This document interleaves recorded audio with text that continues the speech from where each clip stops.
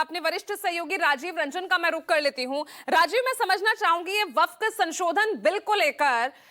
जो सियासत, जो मुस्लिम संगठनों की जो ये नाराजगी है, ये कितनी भारी पड़ सकती है? क्योंकि बिहार चुनाव सर पर है और ऐसे में यहां पर सौगाते मोदी जैसे कैंपेन शुरू कर बीजेपी कहीं ना कहीं उस वोट बैंक को साधने का दांव चल रही है। इधर एक अवसर और एक मौका यहां पर विपक्ष को मिल गया है इस मौके को कैश करने का। उधर जेडीयू, कितनी मुश्किलें उनके लिए बढ़ सकती हैं?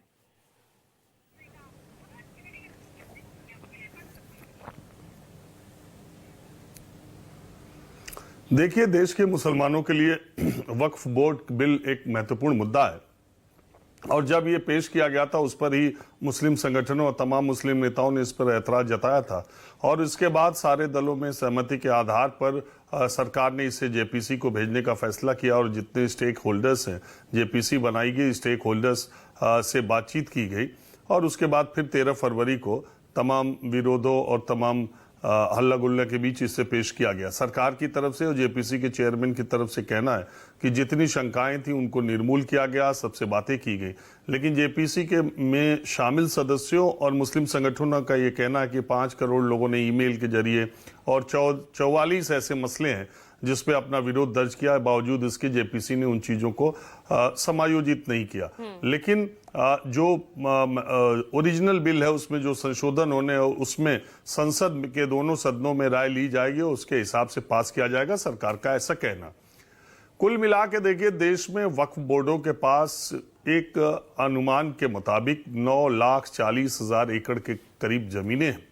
और उन जमीनों में वक्फ बोर्डों ने ऐसी बातें कही जाती है और ऐसा है भी असलियत में भी कि उसमें अनियमितताएं हैं, भ्रष्टाचार है। तमाम वक्फ बोर्डों,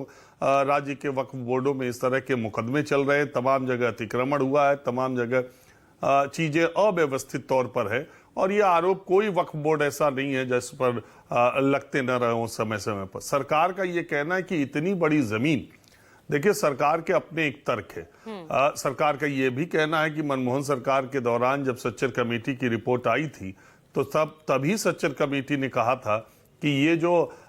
जितनी कमाई इससे हो रही है उससे 10-20-100 गुना कमाई वक्फ बोर्डों की जमीनों से और हो सकती है और मुसलमानों की बेहतरी के लिए उसका उपयोग किया जा सकता है। जमीनों का बेहतर, जमीन तो बढ़ाई नहीं जा सकती, तो इतनी जमीन अगर पड़ी हुई है और उसमें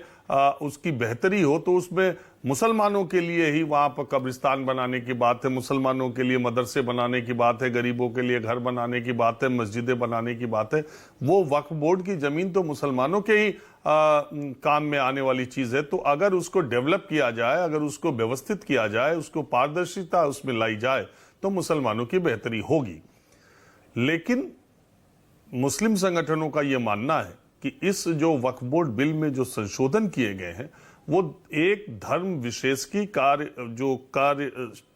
अभी तक जो व्यवस्था रही है उसमें सरकार का इंटरफियरेंस है। उसमें बहुत सारी चीजें हैं, अगर मैं वक्फ बोर्ड में क्या आपत्तियां हैं और क्या समर्थन की बातें हैं, अगर वो डिटेल में बताने लगूं तो बहुत वक्त चला जाएगा। कुल मिला जुलाकर मुस्लिम संगठन इस वक्त ये देख रहे हैं कि इस बिल को रोकने के लिए क्या क्या किया जा सकता है। सबसे पहले उन्होंने अपोजिशन के लीडर्स को प्रेशर में या अपने पक्ष में लेने के लिए दिल्ली के जंतर मंतर पर आंदोलन किया, धरना प्रदर्शन किया, जिसमें समूचा विपक्ष, 2-1 पार्टियों को छोड़ दें तो समूचा विपक्ष उनके साथ खड़ा है।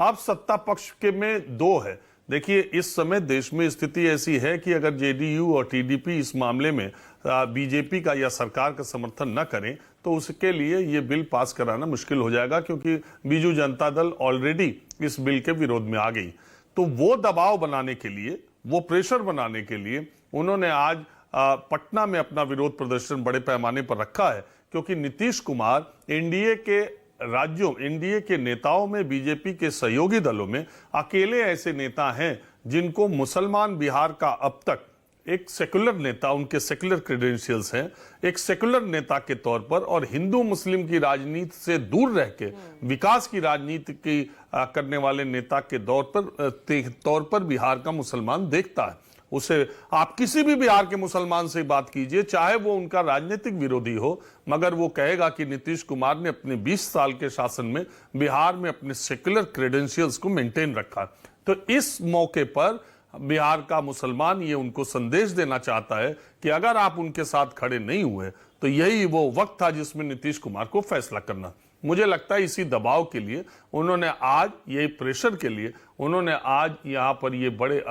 पैमाने पर अपनी रैली रखी है। और इंटरेस्टिंगली टीडीपी के चंद्रबाबू नायडू पर दबाव बनाने के लिए यही मुस्लिम संगठन 29 मार्च को विजयवाड़ा जा रहे हैं। तो सरकार को जो दो धड़े, जिनकी दो बैसाखियों पर जो मोदी सरकार है, वो दोनों, अच्छा चंद्रबाबू नायडू की भी जो सेक्युलर क्रेडेंशियल्स है वो भी उसी तरह से इस इलेक्शन में मुसलमानों ने, हालांकि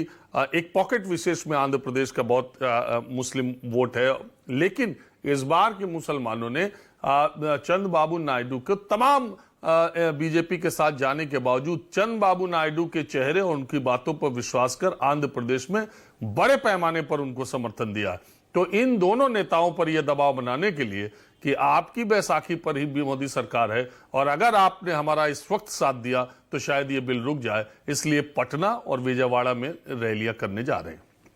ठीक है।